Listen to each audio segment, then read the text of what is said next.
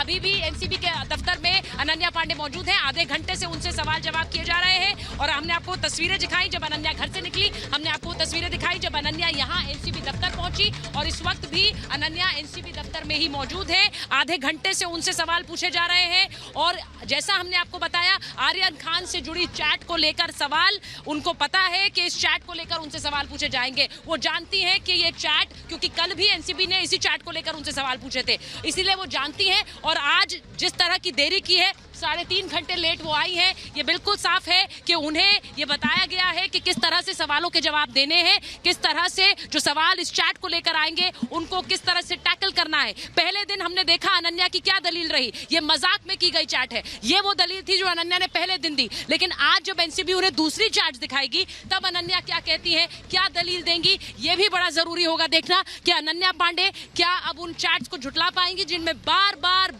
Narcotic substances का जिक्र है, जिनमें बार बार गांजा और चरस का जिक्र है। क्योंकि यही एनसीबी के सूत्र बताते हैं कि आर्यन और साथ ही साथ अनन्या के बीच जो चैट है उसमें नारकोटिक सब्सटेंसेस का जिक्र बार बार है। रीमा, ये बात हम बार बार बता रहे हैं, सृष्टि भी जुड़ी हुई है। रीमा, ये बात हम बार बार बता रहे हैं कि कैसे जो एक चैट है उसे उन्होंने मजाक में झुटला दिया, लेकिन कई और चैट्स हैं जिनमें नारकोटिक सब्सटेंसेस की बात है, उन सबको क्या मजाक में झुटलाएंगी अनन्या?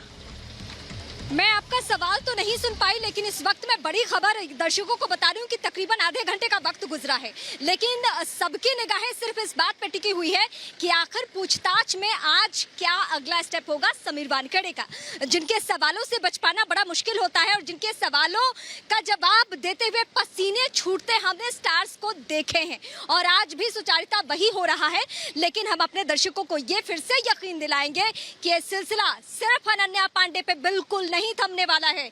अनन्या पांडे अगर आज यहाँ पे पहुंची हुई है तो किसके वजह से? व्हाट्सएप चैट की वजह से। वो व्हाट्सएप चैट जो चीख कर कह रहा है कि ड्रग्स पार्टियां होती रही है। ये हम नहीं कह रहे, ये एनसीबी का दावा है, ये एनसीबी का आरोप है। आरोप किसके ऊपर है?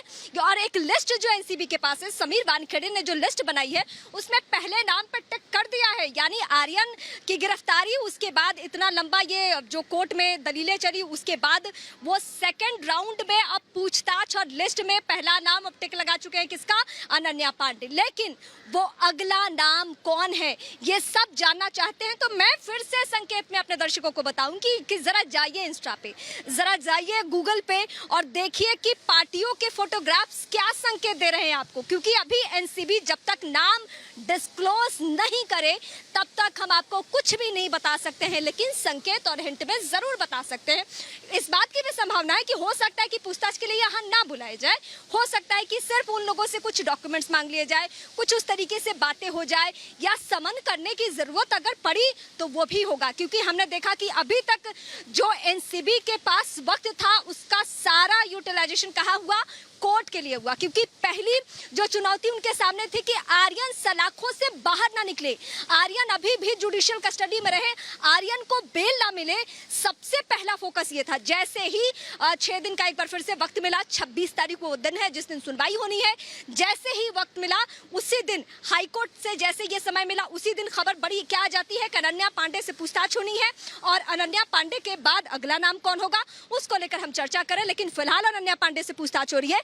पूछताछ में कल उन्होंने ऐसी कोई बात नहीं कबूली है, लेकिन आज जरा सा भी जुबान फिसली, किसी भी सवाल के घेरे में वो फंसी तो मुश्किलें बहुत ज्यादा बढ़ जाने वाली है। मुश्किलें सृष्टि, क्योंकि जो सेशंस कोर्ट में दलील एनसीबी की तरफ से दी गई थी कि आर्यन खान की चैट अचित कुमार के साथ थी, अचित कुमार के साथ उन्होंने अचित कुमार से ड्रग्स प्रोक्योर की, अचित कुमार एक ड्रग डीलर है, 4 ड्रग डीलर्स को गिरफ्तार भी किया गया। तो ये एक संपर्क जो एस्टैब्लिश किया एनसीबी ने सेशंस कोर्ट में कि ड्रग पेडलर्स के संपर्क में कौन लोग होते हैं, वो जो ड्रग कंज्यूम करते हैं, साथ ही साथ वो जो ड्रग प्रोक्योर करके आगे वो एक तरह का ट्रेल बनाते हैं। अब वो क्योंकि, और ये ट्रेल की बात भी इसलिए आई सृष्टि क्योंकि बार बार ये कहा गया कि कमर्शियल क्वांटिटी बड़ी मात्रा में ड्रग्स प्रोक्योरमेंट है, इसीलिए ट्रेल की बात भी सामने आती है। अब उसी तरह का लिंक अब अनन्या पांडे के जरिए भी एस्टैब्लिश करने की कोशिश कर रही है एनसीबी कि अनन्या और आर्यन मिलकर क्या कुछ ड्रग पेडलर्स के संपर्क में रहे होंगे। सृष्टि, बिल्कुल सुचारिता, जैसा आपने कहा, अचित का नाम कब सामने आता है? अचित का नाम सामने आता है जब आर्यन और अरबाज मर्चेंट को आमने सामने बिठाकर पूछताछ की जाती है। उसके बाद अचित कुमार का नाम सामने आता है। और जैसा आपने कहा कि क्या अब ये एनसीबी के पास में इसके सबूत हैं कि आर्यन और अनन्या भी इसी तरीके से इस पूरी कॉन्स्पिरेसी में इन्वॉल्व हैं, क्योंकि एनसीबी ने ये पूरा मामला कॉन्स्पिरेसी का बताया है। क्योंकि प्रतीक गाबा जिसका नाम सामने आता है, ये वो व्यक्ति है जो आर्यन खान का, अरबाज मर्चेंट का दोस्त है, जिसने इनको क्रूज पर बुलाया था। और ये बात स्पष्ट होती है ड्राइवर के स्टेटमेंट से कि ये तीनों एक साथ मन्नत से एक ही गाड़ी में उस क्रूज पर गए थे। उसके बाद ये पूरा जो कॉन्स्पिरेसी का ग्राउंड है उसे यहाँ पर तय किया जाता है, जिसकी बात बार बार कोर्ट में एनसीबी कहती रही कि ये मामला कॉन्स्पिरेसी का है, ये मामला षड्यंत्र का है। इसीलिए आर्यन खान को अगर आप छोड़ते हैं तो वो इस पूरे मामले पर इफेक्ट डाल सकते हैं। अब अनन्या पांडे एक नया किरदार इस पूरे मामले में जुड़ जाता है। उनसे पूछताछ लगातार जारी है, लेकिन जो चैट अभी गांजे को लेन देन को लेकर निकलकर सामने आई है, सिर्फ एक चैट नहीं बल्कि ऐसी तमाम चैट्स हैं, क्योंकि ये दोनों अच्छे दोस्त हैं, बचपन के दोस्त हैं। और इन्हीं दोस्तों का एक ग्रुप है जिसका इन्वॉल्वमेंट कहीं ना कहीं बताया जा रहा है। जो हम लगातार कह रहे हैं कि इसमें कई और बड़े नाम सामने आ सकते हैं जिनसे पूछताछ हो सकती है, लेकिन इन सब का असर पड़ने वाला है किस पे? पड़ने वाला है आर्यन खान पे, जो 26 तारीख को हाईकोर्ट में सुनवाई होनी है।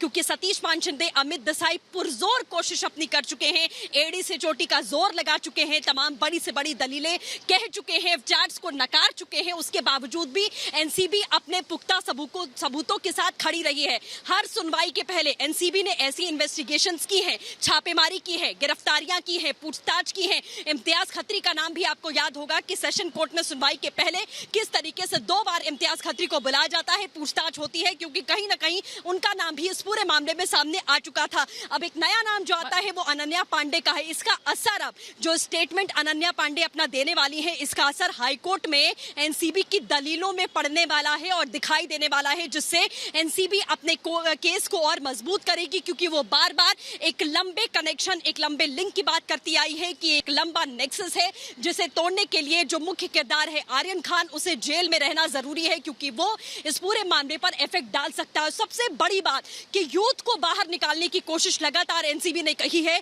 कि हम बार बार कहते हैं कि हमें कोई लेना देना नहीं है, व्यक्ति कितना भी प्रभावित क्यों ना करता हो, लेकिन अगर वो इस नेक्सस में फंसा हुआ है तो हम उस पर कार्रवाई करेंगे, चाहे हमारे ऊपर कितने भी कीचड़ क्यों ना उछाले जाएं। हम ये अपनी कार्रवाइयां लगातार जारी रखेंगे। माया नगरी के कोने कोने में इस तरीके से ड्रग्स का जंजाल फैला हुआ है और ये तमाम जो नई पीढ़ी है वो उसमें कहीं ना कहीं धंसती चली जा रही है, जिसे हमें निकालना बहुत जरूरी है। एक बार एनसीबी ने अपनी मंशा बिल्कुल कर दी कि हमें सृष्टि इसी सफाई अभियान का जिक्र समीर वानखेड़े भी कर रहे हैं, क्योंकि वो कहते हैं कि ड्रग्स के खिलाफ ये एक मुहिम है, इसमें व्यक्तिगत आरोप क्यों है, इसमें सवाल क्यों है, और वो सवाल उनके व्यक्तिगत और निजी जीवन से जुड़े हुए क्यों है। इसीलिए हम आज जब ये बात कर रहे हैं कि अनन्या पांडे से सवाल हो रहे हैं, तो हम उन सवालों का भी जिक्र कर रहे हैं जो एक तरह से आरोप के रूप में समीर वानखेड़े पर लगाए जा रहे हैं। बहरहाल मैं अपने दर्शकों को बता दूं कि 40 मिनट हो चुके हैं एनसीबी दफ्तर में अनन्या पांडे से सवाल जवाब किए जा रहे हैं। 40 मिनट से अनन्या पांडे एनसीबी दफ्तर में मौजूद है। 2:30 बजे वो एनसीबी दफ्तर पहुंची, समय 11 बजे का था, लेकिन 2:30 बजे पहुंची, 3.5 घंटे लेट पहुंची, और अब तकरीबन 40 मिनट हो गए हैं कि वो एनसीबी दफ्तर में मौजूद है। उनके पिता कल की तरह चंकी पांडे आज भी उनके साथ आए, एनसीबी दफ्तर में उनके साथ हैं, लेकिन आज कितनी देर तक एनसीबी उनसे सवाल जवाब करेगी? कल वो 4 बजे आई थी और तकरीबन 2.25 घंटे उनसे सवाल किए गए थे। रीमा, आज जब वो पहुंची है तकरीबन 2:30 बजे, 40 मिनट तो हो चुके हैं रीमा, लेकिन अब क्या? अब अनन्या पांडे से सवालों की फहरिस्त जितनी लंबी होगी समय उतना लगेगा, और शायद उन्हें फिर से कल समन किया जा सकता है, अभी कह नहीं सकते हैं, लेकिन सवालों की फहरिस्त लंबी है। रीमा, सवालों की फहरिस्त लंबी है और इंतजार हमें सिर्फ और सिर्फ इस बात का है कि आखिर अनन्या यहाँ पे क्या कहती हैं। अनन्या पूरी तैयारी के साथ आई हैं। अगर कल भी 2 के बजाय 4 बजे पहुंची और आज 11 के बजाय 2:30 बजे पहुंची, तो इसके मायने बिल्कुल साफ है कि अनन्या कहीं फंसे नहीं। अनन्या अपनी पूरी तैयारी करके लीगल टीम के साथ, एक्सपर्ट्स के साथ बातचीत करके आ रही है। क्योंकि हम आर्यन के मामले से और इस पूछताछ से कंपेयर करके देखें तो मैं ये कहना चाहूंगी कि आर्यन ने भी पहले कुछ और बातें कही, जब लीगल टीम से संपर्क साधा, जब उस तरीके से सलाह मशविरा किया तो बयान बदल लिए। अब मैं एक और कानूनी सलाहकार जो कहते हैं, जो लीगल एक्सपर्ट्स कहते हैं, उसका हवाला यहाँ सुचारिता देना चाहूंगी। पुलिस के सामने कोई स्टेटमेंट देना, पुलिस के सामने कोई बयान दर्ज कराना और इसके अलावा किसी केंद्रीय जांच एजेंसी के सामने बयान दर्ज कराने में बहुत बड़ा फर्क होता है।